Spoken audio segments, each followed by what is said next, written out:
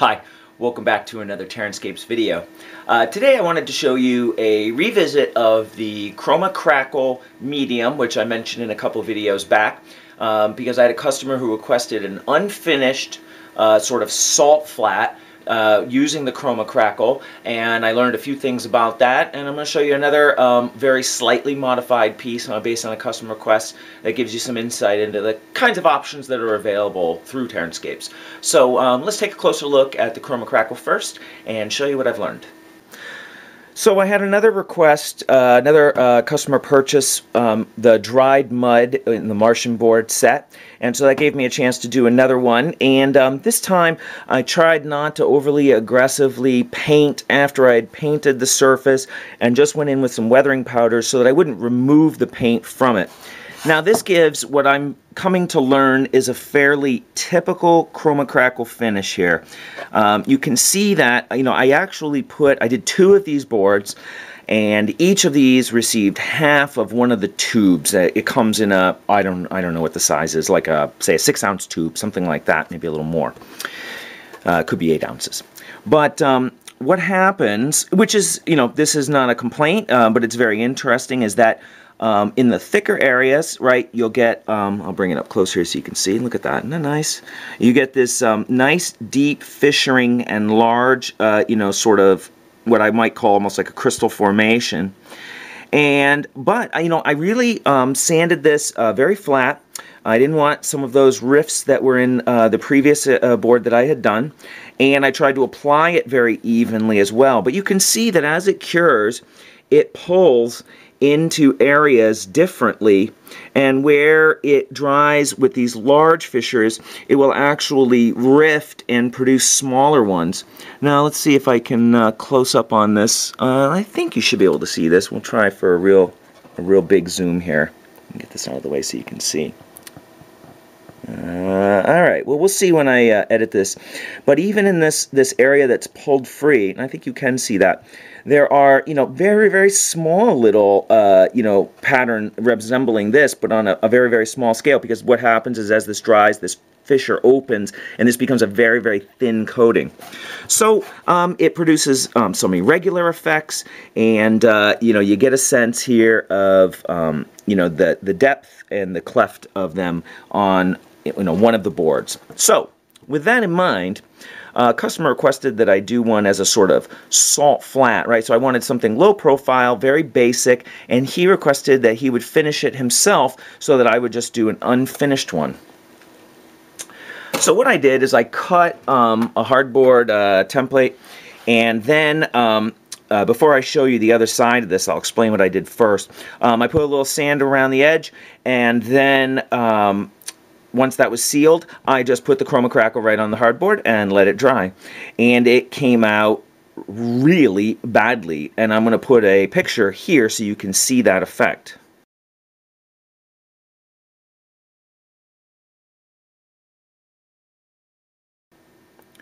So what you saw was basically it formed a super thin sheet that actually didn't bond to the hardboard, and I think what happened is the hardboard soaked up the liquid from the Kroma Krackle, and then it literally just flaked off like it was a paper, cut up and just laid down on the hardboard. The plates that it formed, the cracked plates, very, very thin, and really didn't produce a very good effect at all. So what I decided to do was go over this with, so I basically just brushed it off, literally brushed it off.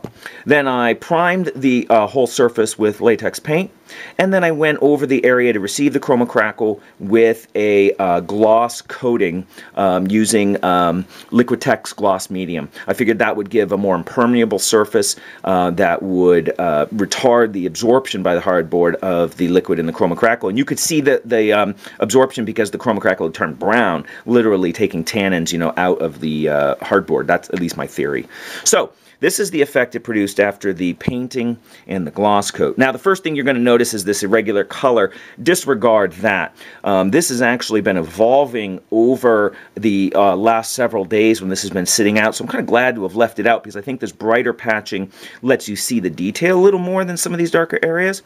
But this is pretty much the color that Kroma Krackle finishes when it's unpainted. It will go white, and the color of white will depend on its thickness and you know, the pattern that it produces. So it's you know, that's natural actually, and it stayed dark, which surprised me, but has been slowly turning white over the last few days. But we do notice, you should notice that it has produced a different pattern. It's a little bit more geometric and also a little bit shallower.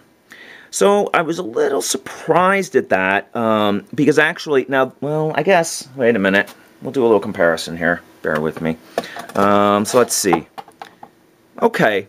All right. So it probably got a little less applied to this. I did 2 of these, one medium pond here, one as a large pond. I just cut out the same shape out of hardboard.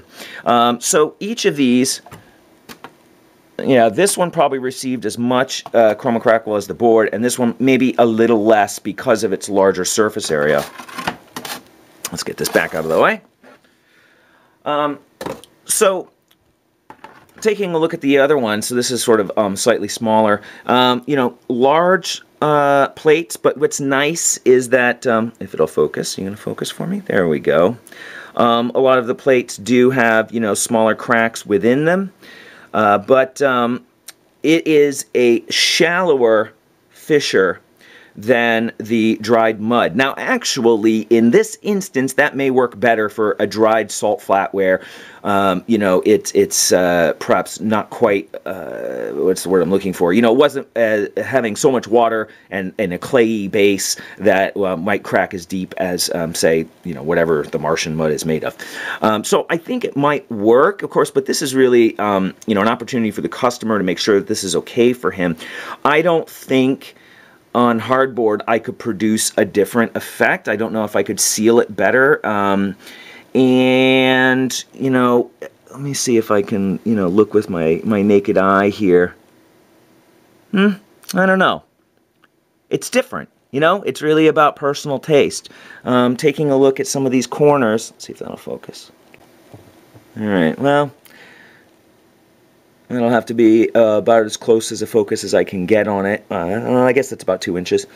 You know, these are raised plates, but they're just not quite as raised as they were on the Martian mud. So it's a product that requires quite a bit of experimenting with, and be prepared for a variety of effects to emerge from it, depending on the substrate that you're putting it on, the depth that you apply, and probably also the ambient humidity and how fast it dries.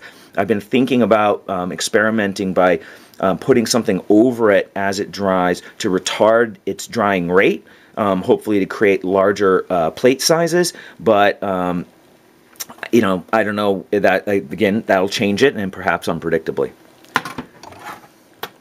Because I'm rambling, I will try and be quick with this last one. A customer asked me to do a pond to match his desert boards, but he wanted to finish the surface himself, so he asked me just to do the water effect. What I mentioned to him is that it's likely that, see, you can see here, that sometimes the soil will go underneath the surface of the water, and if I don't paint it with something close to the base color he's using, that's going to look pretty stark when he tries to paint around the edge, and this is a very difficult surface to initially coat because it has so many pits and fissures that it's going to be tough to get paint in there cleanly without getting paint on the water. So what I did is I asked him, and I used the GW color, what's the word I'm looking for? Not color wheel. Anyway, color palette that they now have for all of their new paint lines, their paint line, because it's so diverse, it's easy to say, hey, is it close to Tau Light Ochre? And that's what he said it is. So this was my attempt to match the Tau Light Ochre.